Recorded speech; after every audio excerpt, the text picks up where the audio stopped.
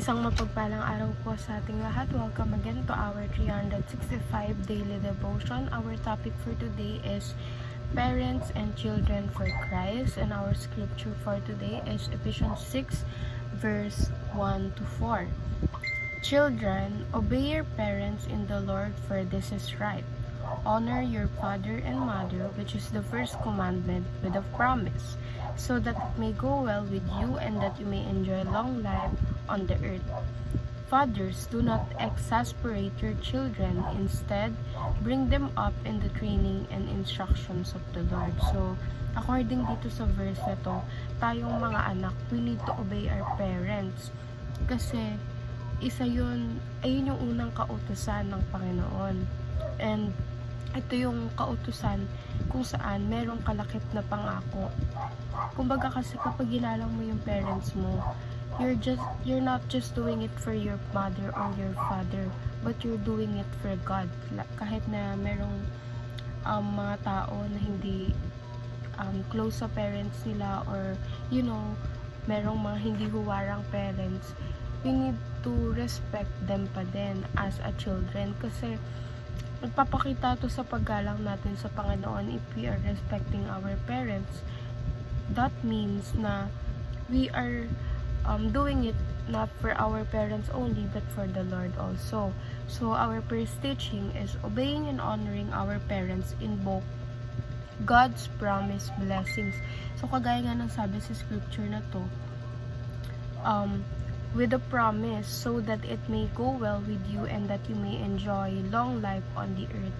It means na if you obey and you honor your parents, hinihila mo or ina-attract mo yung pangako ni Lord kung saan magkakaroon ka ng maganda at mahabang buhay, kasi nga minahal, nirespeto mo yung parents mo. Second, parents are mandated to disciple their children. So sa verse 4, sinabi dito na do not exasperate your children. Instead, bring them up in training and instructions of the Lord. So, kung may kautusan sa mga anak, may kautusan din sa mga magulang, kung saan required sila, or they are being mandated. Inuutusan sila ng Panginoon na ilapit yung mga anak nila sa Panginoon para magkaroon sila ng magandang relationships at lumaki sila ng ayon sa disiplina at aral ng Panginoon. Third, our imperfections must not stop us to grow in the Lord. We people, we have a lot of imperfections, kasi sa mundong to wala talagang perfect. The only perfect is God. And marami tayong imperfections, but it cannot stop us to grow. Itong mga imperfections ito dapat yung ginagawa nating stepping stone, or ginagawa nating room for improvement para mag-grow pa tayo spiritually and mas mapalapit tayo sa Panginoon.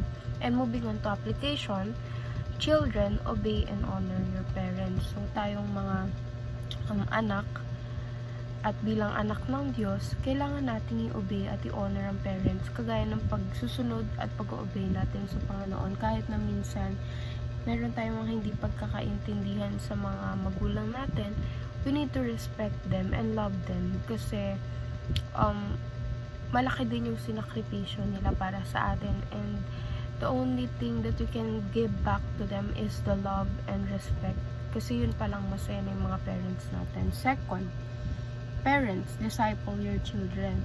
So yung mga magulang naman, kailangan ilapit nila yung anak nila sa Panginoon, kasi sila yung magdidisiplina sa mga anak nila. So they have a big factor in the attitude and the behavior of their child. So they need to disciple their children ayon sa kalooban ng Panginoon, ayon sa pangangaral ng Panginoon.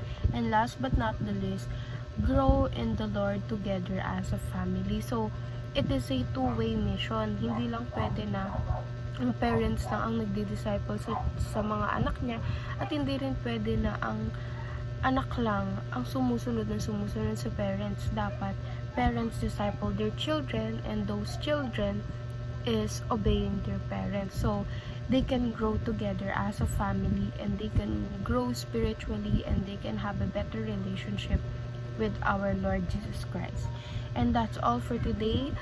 See you again on our next 365 daily devotion.